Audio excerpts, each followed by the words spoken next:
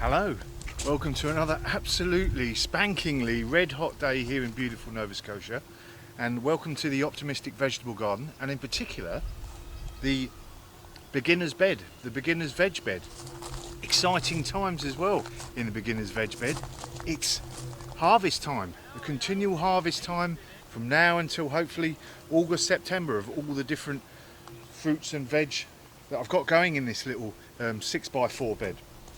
I'm harvesting peas at the moment, obviously, and look how high they've got. 6 feet high. I'm throwing out peas left, right and centre at the moment. And one of the good things, one of the main things you've got to do to keep your harvest of peas going and going is to continually picking them every single day. Making sure that you get all of the peas that are nice and fat and ready to eat. And half the time they don't even make it between here and the kitchen because I've started eating them. Another point when you're harvesting your peas, always, this one's an immature one but I'll eat it anyway as a pod. When you're harvesting your peas, grasp the vine in one hand and the pea in the other and pull so that you don't pull the vine itself and break it. And then you can just, oh yeah, eat it now or make something delicious in the kitchen. But this is not the only thing that's going on in the Optimistic Beginner's Veg bed. Let's go around the other side where we can actually see what's growing in the main part of the bed.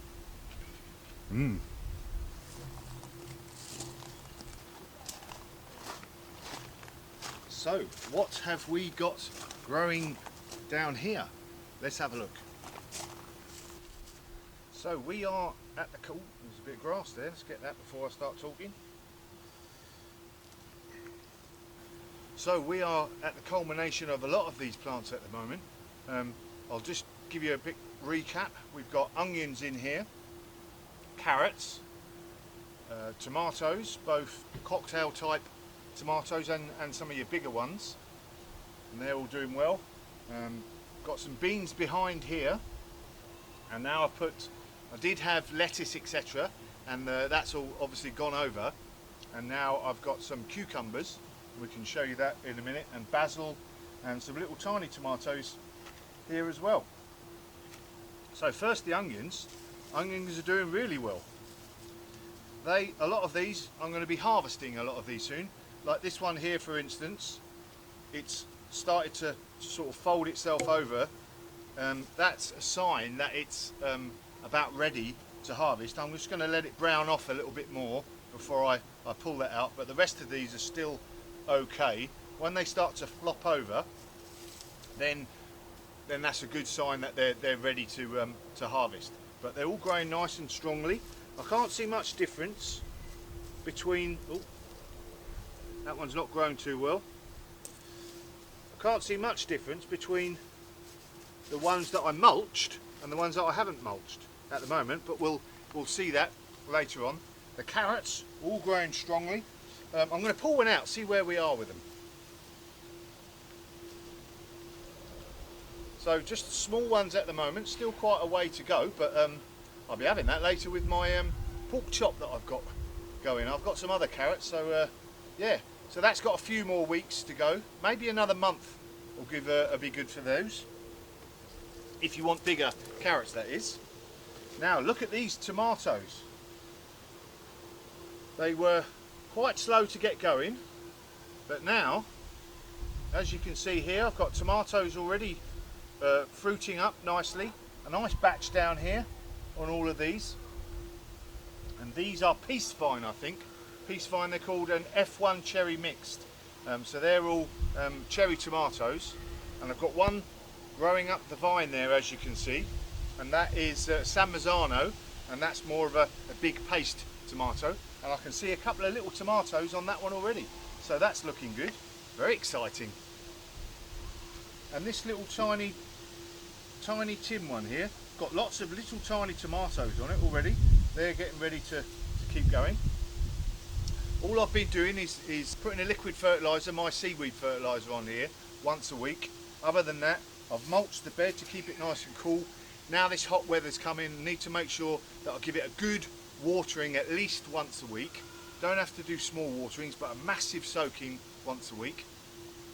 The green beans, the runner beans, and the purple beans, as you can see, I've already got a couple of little purple beans on there. I had a neighbour over yesterday and I was showing her around the veg garden, and I picked a load of the purple beans and these French beans I've got on this side here. As you can see, they're all doing nicely, but I've picked a load of those already.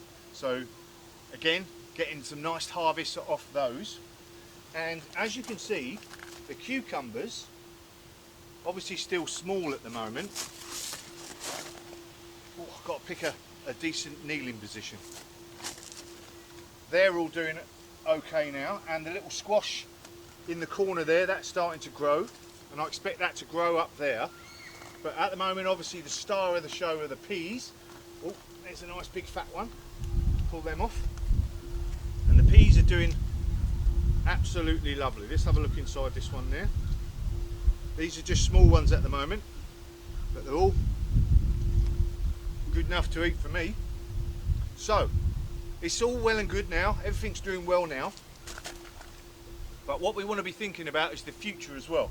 So last month we thought about the cucumbers and how I want those to grow up the back of here for when these peas go, but also when these peas go in another month's time, I need something else to put in there. So I'm thinking about, how about some kale and some broccoli for some late harvest, and maybe sow some more carrots for some autumn harvest stuff. So why don't we, so the carrots will wait till next month, so why don't we go and have a look to see if we can sow some broccoli and kale in trays, and that'll be ready for next month then, so slot in as soon as the peas are ready to get out. See you in a minute. Okay, so we're going to do a bit of kale and a bit of broccoli. I've already pre-wet the compost, usual just garden compost, anyone will do. And we are going to use, what we're going to do, we've got some broccoli. What kale do I want here? Don't want spinach. We shall have a go at this white Russian kale. So, as usual, I'm just going to put a couple of drills, a few drills along just to mark out what I'm putting in. We're only going to do a few in this bed, obviously, so we don't need loads. Obviously, if you've got a bigger bed, then you can do more. Right, so thinly spread these in here. So when we sow these, I'm just going to put them in somewhere nice and semi-shady. Doesn't have to be in the greenhouse or in a cold frame. Temperatures are easily warm enough at the moment, and they'll germinate in no time at all. So there's a few kale, put those back, and some broccoli. What have I got here? Waltham 29, which is normally quite nice. I wanted to use the broccolini artwork, but I didn't have any left. That's a really good one because that gives you a lot more for the money, and it's really delicious. But this Waltham 29 is delicious.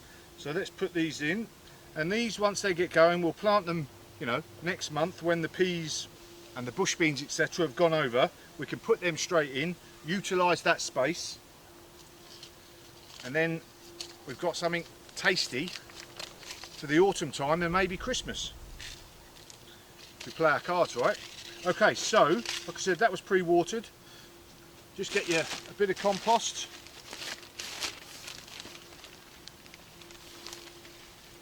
Just give that a good covering all over. Doesn't have to be deep.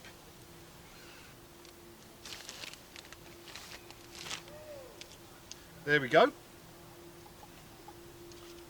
So firm that down. So we firm that down nicely. Right, okay. We've got to pay attention to these now. The weather's hot, whether it, you know, even in the UK sometimes it's hot.